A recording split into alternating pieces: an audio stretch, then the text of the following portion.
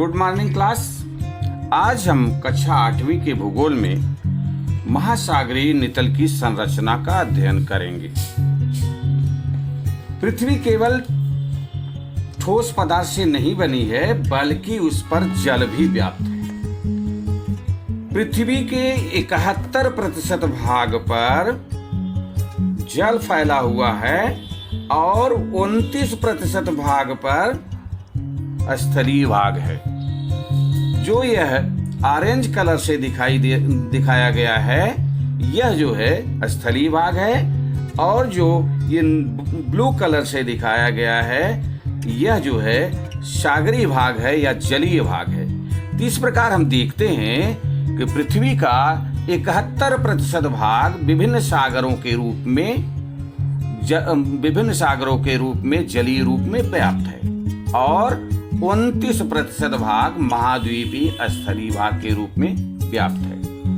महासागरीय नितल की संरचना का अध्ययन करते समय हमको पृथ्वी की भू आकृतिक संरचना की तरफ ध्यान देना पड़ता है। तो हम पाते हैं कि पृथ्वी पर जिस प्रकार पर्वत, पठार एवं मैदान पाए जाते हैं, उसी प्रकार की भू आकृतिक संरचना सागरीय जल के नीचे तली भाग में विभिन्न प्रकार की भू आकृतियां दृष्टिगत होती हैं। अब हम इस नितल की संरचना का अध्ययन करने के लिए एक स्केच का सहारा लेंगे, क्योंकि भूगोल में मैप या स्केच जो है किसी भी विषय वस्तु को स्पष्ट करने के लिए एक आवश्यक साधन के रूप में प्रयुक्त किए जाते हैं। यहाँ पर हम देखते हैं कि महासागरीय जो है महासागरीय नितल की संरचना को आकृतिक दृष्टि से विभिन्न भागों में विभाजित किया गया है। पहला है महाद्वीपीय मग्न तट, दूसरा है महाद्वीपीय ढाल, तीसरा है महासागरीय मैदान और चौथा है महासागरीय गर्त। इनके अलावा आपको विभिन्न प्रकार की अन्य आकृतियां भी इस चित्र में दृष्टिगत हो रही हैं, लेकिन हम इनका अध्ययन जब महासागरीय मैदान का अध्ययन करने लगेंगे तब करेंगे। महासागरीय गहराई को जो है मापने के लिए जिस परम पैमाने का प्रयोग किया जाता है उसको फैदम कहा जाता है। एक फैदम बराबर होता है 6 फीट, अर्थात 1.8288 मीटर। यहाँ पर हम भूआकृतिक सागरीय आकृतिक संरचना का अध्ययन करने के लिए इसकी गहराई को फीट में हमने विभाजित किया है। तो सबसे पहले हम विस्तृत अध्ययन करने के लिए महाद्वीपीय मग्न तट का अध्ययन करेंगे।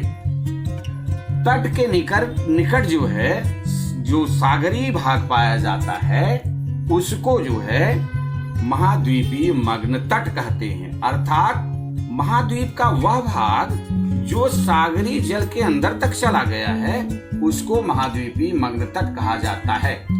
यह सागरीय नितल का सबसे उथला भाग होता है और इसकी गहराई जो है 300 फीट तक पाई जाती है। 0 से 300 फीट तक गहराई इसकी पाई जाती है और इसकी चौड़ाई जो है, अगर इसका एक्सटेंशन देखें या विस्तार देखें तो यह 1-2 किलोमीटर से लेकर 200 किलोमीटर की चौड़ाई तक विस्तृत होता है। महाद्वीपीय तट का विस्तार सभी जगह एक जैसा नहीं होता।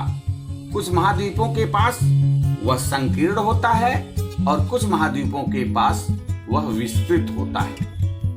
इसकी गहराई अभी हम लोगों ने देखा कि 0 से 300 फीट तक, अर्थात 200 मीटर तक इसकी गहराई पाई जाती है। मनुष्य के दृष्टि से महाद्वीपीय मग्न तट बहुत महत्वपूर्ण है, क्योंकि विश्व के विस्तृत मत्स्य से क्षेत्र या मछली पकड़ने के क्षेत्र इसी महाद्वीपीय मग्न तट पर पाए जाते हैं। यह भाग चूंकि उथला होता है और यहाँ पर विभिन्न प्रकार के मछलियों के खाद्य जैसे प्लैंकटन एवं काई पाई जाती है, यहाँ पर पनपती है, जिसके कारण यहाँ पर विभिन्न प्रकार की मछलियां जो है अच्छी मात्रा में अपना जीवन यापन करती हैं। इस नाते यह क्षेत्र जो है मत्स्य पालन की दृष्टि से अत्यधिक महत्वपूर्ण है। इसके अलावा विभिन्न प्रकार के खनिज तेल और अन्य जो है प्राकृतिक पदार्थ जो है यहाँ पर पाए जाते हैं और यहाँ पर खनिजों का खनन होता है। उदाहरण के लिए अगर हम देखें तो मुंबई में बॉम्बे हाई जो है यहाँ पर खनिज तेल का उत्पादन होता है और इन महाद्वीपीय तट क्षेत्रों में कभी कभी जो है प्राकृतिक गैसों का भी उत्पादन होता है। इसके बाद दूसरा आता है महाद्वीपीय मग्न ढाल माने कॉन्टिनेंटल स्लोप। कॉन्टिनेंटल स्लोप जो है जब महाद्वीपीय मग्न तट खत्म होता है उसके बाद महाद्वीपीय ढाल की शुरुआत होती है या कॉन्टिनेंटल स्लोप की शुरुआत होती है। इसके ढाल की प्रवणता अर्थात झुकाव 2 अंश से 5 अंश डिग्री के बीच होता है और इसकी गहराई जो होती है 300 फीट से 300 फीट से 10,000 फीट तक पाई जाती है। 300 फीट से 10,000 फीट तक पाई जाती है। और इसके बाद आता है महासागरीय मैदान। महासागरीय मैदान 10,000 फीट की गहराई पर पाया जाता है और यह महासागरीय नीतल का 40% भाग महासागरीय मैदान होता है। महासागरीय मैदान महाद्वीपीय ढाल से लगा विस्तृत भाग जो होता है और यह मैदानी स्वरूप में पाया जाता है। सागरीय नीतल का समतल भाग सागरीय मैदान कहा जाता है और इस पर हम देखते हैं कि बीच बीच में छोटी छोटी पहाड़ियां महासागरीय पहाड़ी और महासागरीय पर्वत पाए जाते हैं। आखिर ये इनका निर्माण कैसे होता है?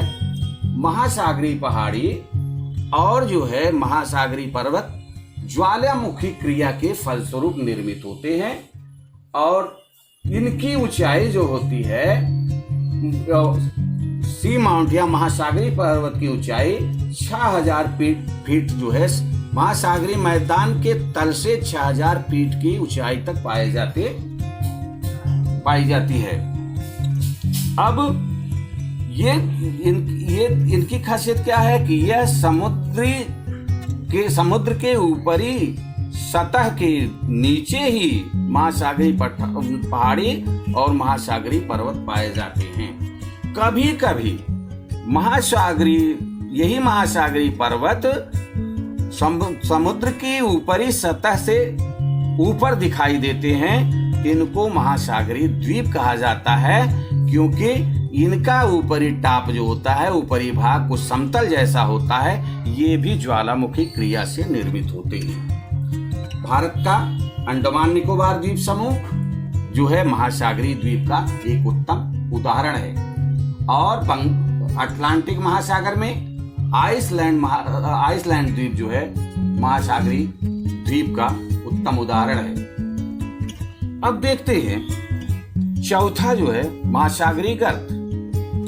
महासागरों में जो है बीच में कहीं जो है अत्यधिक गहराई पाई जाती है जिसको महासागरीय गर्त या ट्रेंच कहा जाता है।